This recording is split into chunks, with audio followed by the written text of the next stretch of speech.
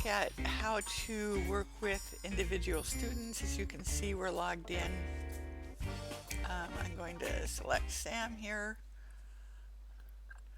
And once you're logged in to the specific student, you've got these set of tabs along here. The worksheet is where you handle the day-to-day kinds of things. You can see there's options here to create to-do lists. These are ones that I set as the coordinator, and it lets me assign them to just specific people. Or you can add individual ones from you just by clicking on Add Item. Ignore this and save, and you can see it adds it up here as one specifically for Sam.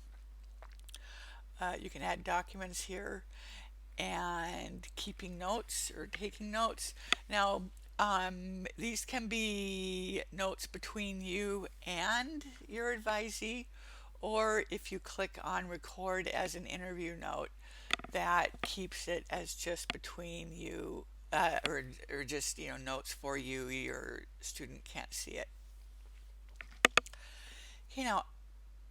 Up here is the extended essay proposal form, and this is where students record their topic, add their research question, and you can use this notes however you see fit. I have students kind of write their plans there, and this is where you can change supervisors if your student changes, or if one adds in, they can put you as their supervisor here, and then that will make sure they pop up in your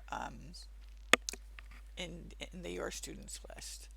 The researcher's reflection space is an optional tool. Students can use this or not. The IB doesn't require they reflect, but it is obviously highly recommended. Over here are the options for the different types of entries they can do. The journal is obviously just a straightforward, and then you click the add new entry. And so the journal, they can link to websites, they can link to videos, they can add photos that they've taken of like notes they've done or something. Files is obviously they can upload a file. And so this is a good place to record their reflections that you could also go in and look at then. Or they can also use Evernote, would be an option that they can then share the Evernote with you. Assessment we don't really use much.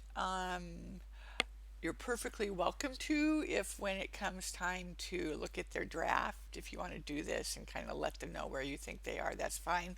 But otherwise, I never even look at it.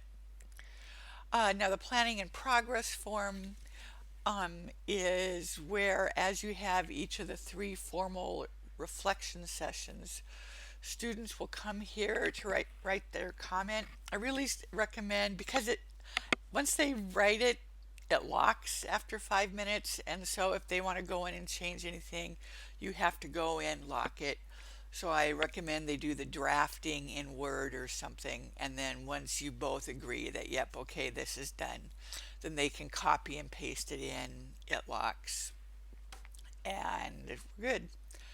You can see that it puts the date they write it, and then the catalog, whether that is they do it this year or year 2 would be as grade 12. There's all 3 sessions, and then the supervisor comments, once everything is done. You write this, after everything's done, and students cannot see that. You can see over here are useful links. Okay, and then over here are how you can comment on, like if a student posts their research question, you can approve it. When they're completely done with everything, you mark it as completed. And you can flag here whether you think students are on track. Excellent. If there's a concern, I can then go in and look at that.